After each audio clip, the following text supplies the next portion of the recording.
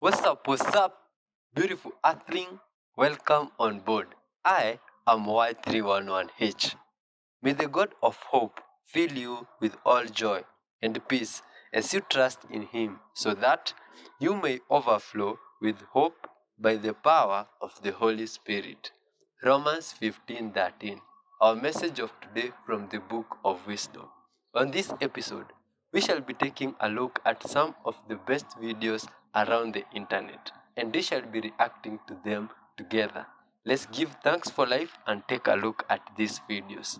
Wonderful Creator, we give thanks to you for your grace, Father, to carry on with life. Thank you for our souls, Father. Thank you for the seen and unseen blessings in our lives.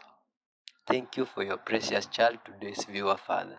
Thank you for the experience we shall have together. Bless this viewer abundantly, Father, and may your grace and love reach them. In your holy name, Jesus Christ, we give thanks for everything. Amen. Let's dive in, child of God. Oh, hell. So people are doing even more digging. And apparently this guy, Victor, people know him from the Artemis mission. But I guess people are also starting to point out that they know him from, oh, no, not Fallout, the TV show, Season 1, Episode 1. Oh, hell. Man, what could that mean? The guy could be doing two works at the same time, an actor and an astronaut. This guy is an overnight caregiver. Sleep on the couch. There is one female patient who doesn't walk. They've been hearing things around the same time every night. So they acted they were sleeping and hid their phone to record.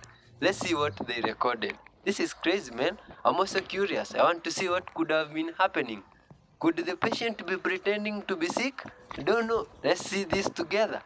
Man, or there could be ghosts in the hospital. What could be creepy in this video? Yo. So this is them pretending to sleep. Aye, this is a hospital. It looks so nice. So listen. Aye. What? Aye. This one, she's walking. Am I seeing my own things? Why is she walking like that? This could be a prank. This does not look like a hospital. Maybe Good Vibes person here decided to prank us together with their wife. And they say they stood like that for over an hour, just watching them. Man, this is creepy. Alright, the car's on self-driving and it hit a squirrel. Like it didn't stop with all these cameras around it. Why did you hit the squirrel? Because it wasn't me, not the real What? me. The car. It's got this subroutine. They call it adaptive response. What? Sounds innocent, right? What? But it's not. It's a kill Why? switch. The car said it wasn't her, so who was it? Come on! When the sensors pick up anomaly, like a squirrel that doesn't bolt like normal, it overrides. What? Not to save it, to learn from it, to log every twitch, every last second flinch. No. And yeah, it picked me to be the one behind Oh the my wheel. god. Why? Because I'm compromised. They know I'll question it. They'll use my guilt to tweak the algorithm. What is this guy Make saying? it colder, faster. I don't know. That's a little psycho. Psycho? Nah, just awake. You think it's normal to drive a car that chooses death over mercy? What? That loves No. every splatter like it's science? That's not crazy. That's what they want you to call it. So you keep your eyes on the road and not on the code. But hey, if you want to stay sane, pretend the squirrel was a glitch. Pretend I wasn't How? even here. Easier that way. Keep your eyes on the road and not on the code? What does that mean even? Shut up! What code? was that Tesla talking about, bro? Wow. People love those cars for some reason, but something's going on with it. You heard what it was talking about. Stop playing with me, son. This video is for entertainment purposes only. I don't know what that lady was talking about and what that thing in that car, whatever that was, OnStar, off-star, customer service, who knows what that was. Shh, shut up. It's not a game, guys. She said, keep your eyes on the road and not on the code. She said it's a glitch or something like that, right? You heard it. Stop playing with me, son. It's not a game, all right, guys. You know what time it's at. Shh, shut up. But I'll tell you one thing. If I ever go to a dealership to get a new car, and I say I want a Toyota, and they come up with a Tesla? Really? I always thought a talking car was creepy, my friend, but that situation is even more creepy. How do you trust the talking I'm in a cars? shopping mall right now. It's 8 a.m. Nobody's here. Hello. Yeah, because the mall usually open around 10, but we got some 24/7 gyms or cinemas so people can walk in through side entrance. This is a cell phone store. These pretty expensive devices are just out in open. No guards, no locks, and no issues. Must be a And good I bought country, iPhone that one. 17 here, all real ones.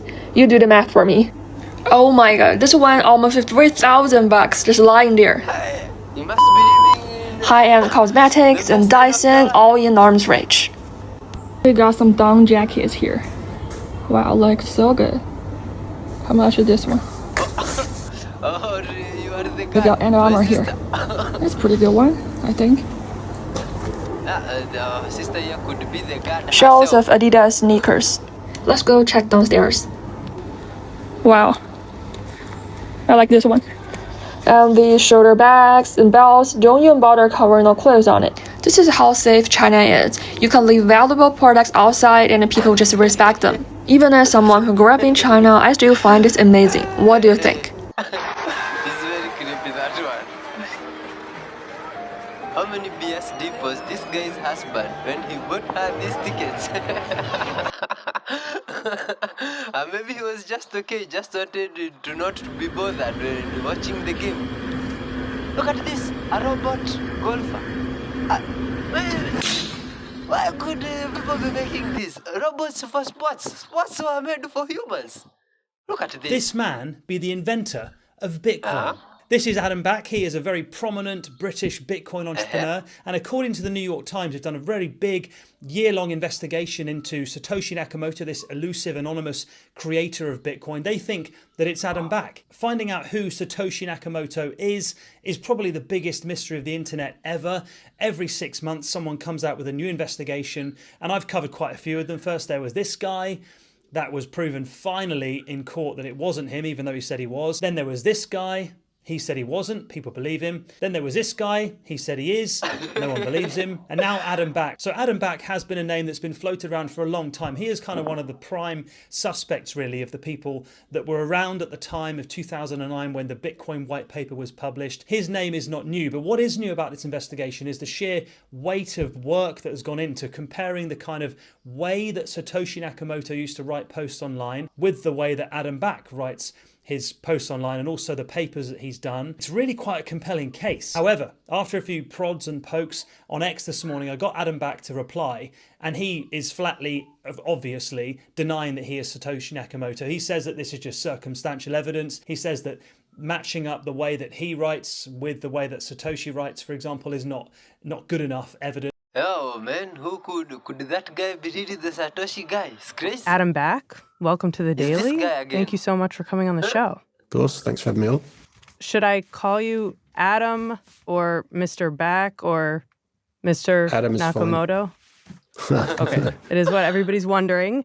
You are here, of course, because my colleague at the Times, John Carey-Rue, just published an investigation in which he presents a giant body of evidence gathered over more than a year that points to you being the inventor of Bitcoin, someone who has operated under the alias Satoshi Nakamoto for 17 years. So I'm just going to ask you point blank, are you Satoshi Nakamoto? No, I'm not. I think, of course, it's a fascinating topic as to who this person would be, and all of the sort of circumstantial evidence has been analyzed extensively by many researchers. So effectively, I think what we're left with is sort of speculative analysis and, of course, looking at the historic writings, which John does an interesting job of in the article. I think at this point, I want to bring John into the conversation. He's been listening in. Can we get John over here? Do you mind coming? I'm going to have him sit next to me.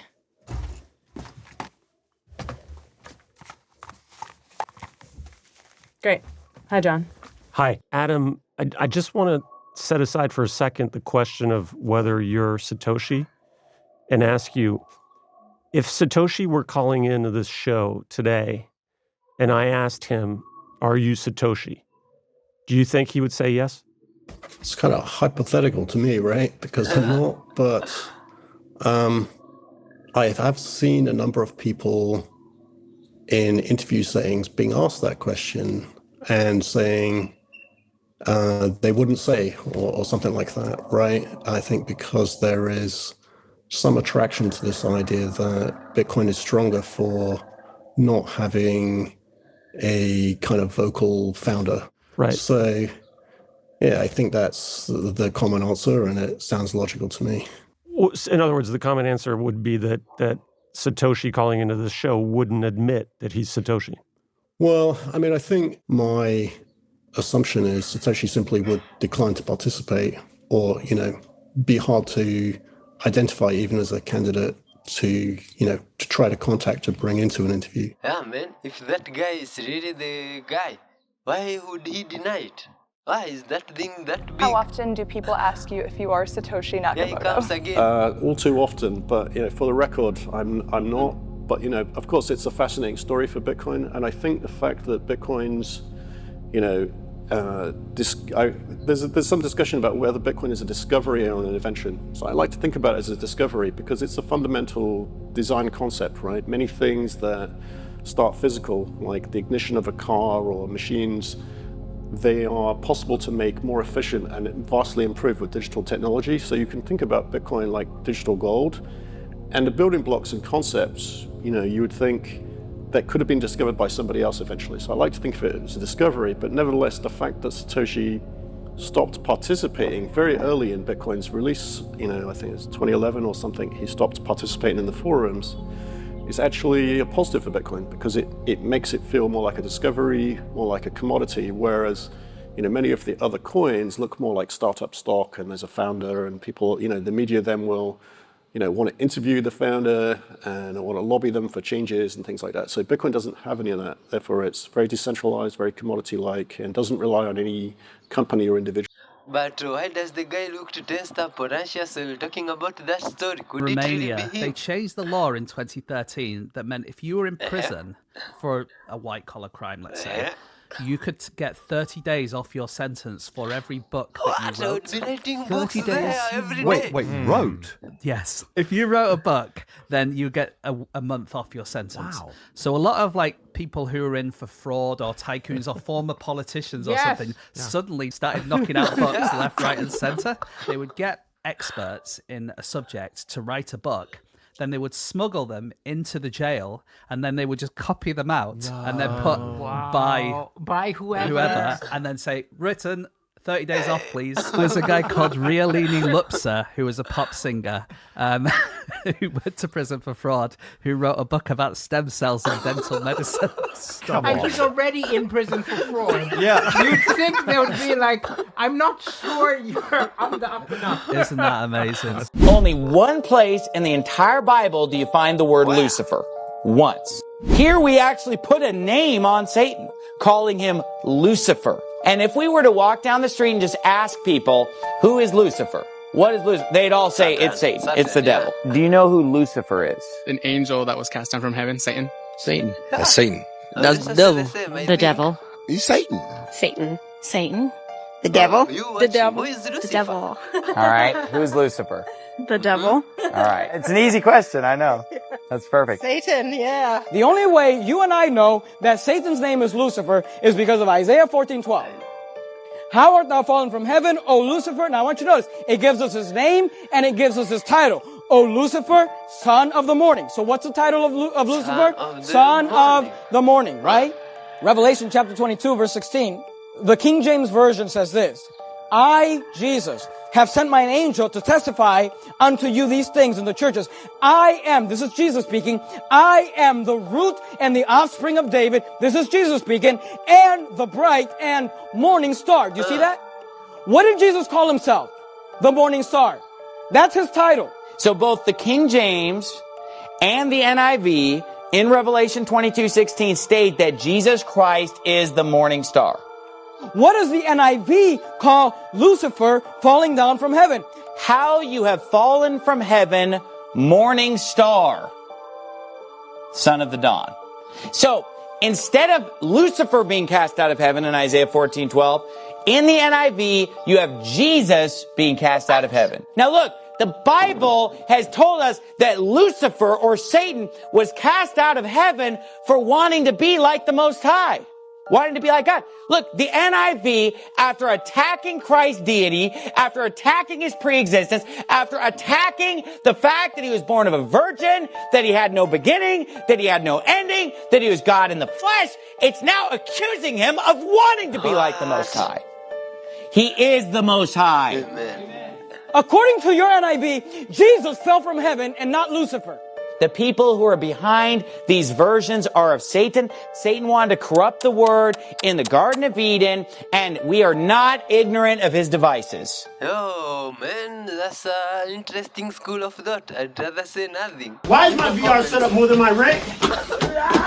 My Quest 3 headset for wireless VR gaming. My Bubble VR head strap battery pack that has a fan that cools my head down. My Vibe tracker so that I can use my UDCap VR controller gloves with the Quest 3. My touch trackers on my gloves for spatial tracking. My UDCap VR controller gloves that lets me play VR games with my hands. And so that I can eventually use things like a sword with my controllers. My B-Haptics vest and wrist straps has 40 motors in this vest right here. I can feel gunshots, I can feel explosions, all that crazy shit. My haptic shirt by OO Suit is a tense haptic suit where I can feel my muscles contract in real time so I can feel being stabbed. My exoskeleton that assists my legs with running on this treadmill, I'm literally not doing this right now. I'm not doing this. It's literally walking forward. Last but not least, my virtuous omnidirectional treadmill that helps me move in 360 in VR. Crazy. That is money that could have built a whole school or several schools in this side of the world. What? This is a warning to everyone. I'm a Chief Information Security Officer in cybersecurity, and what myself and other Chief Information Security Officers learned this week terrifies us, and it will impact you and the whole world if What made did you public. learn? That is Anthropic, who own Claude. They have built and created the model Mythos. What is that? Mythos is a very, very capable AI model that can conduct advanced penetration testing and hacking capabilities. It can string together multiple exploits, and it can, if used by bad people, look for vulnerabilities and misconfigurations and exploits that didn't exist or that actually previous security researchers couldn't even find, known as zero-day exploits. This terrifies everyone. I've spoken this week with people in UK government that have used it, and the things they've told me is absolutely terrifying. What does this mean?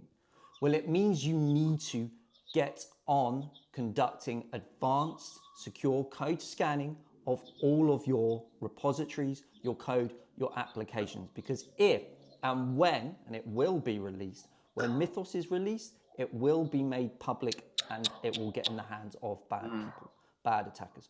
The best thing you can do right now is start scanning your code. Use free code scanners. One of the best free code scanners that actually uses AI as well is Arco, ARKO, which you can literally just get from the Cursor marketplace for free, and uses things like Sonnet and Haiku to actually to fix a lot of your vulnerabilities and findings. It's also going to use Mythos the moment is available.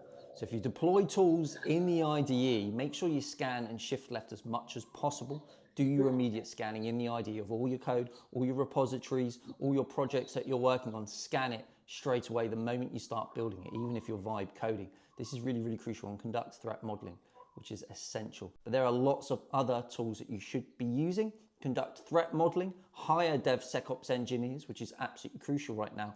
Application security is about to bypass even phishing and phishing type attacks. We are going to see, if Mythos gets available, it's going to be very, very dangerous and is very, very scary. If you want to get involved and help the community, the AI Security Summit is actually on the 23rd of April, which is free and on Zoom. So look to join that. There are UK CISOs that are talking at that and industry experts to tell you what's going to happen, and Mythos is going to be discussed at that. But this is a very dangerous point. It's not too late to be prepared for these advanced models like Mythos. We knew this would happen, we just didn't think it would happen this soon.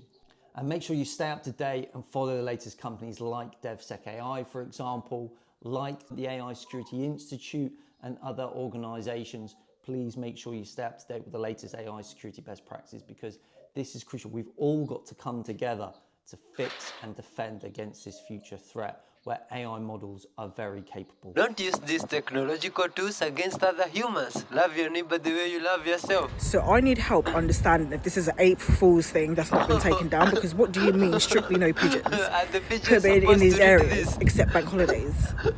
Are pigeons meant to read this and be like, all right, let me fuck off then? Like, what are they meant to? I guess people, I thought you are the smartest. That surprises me.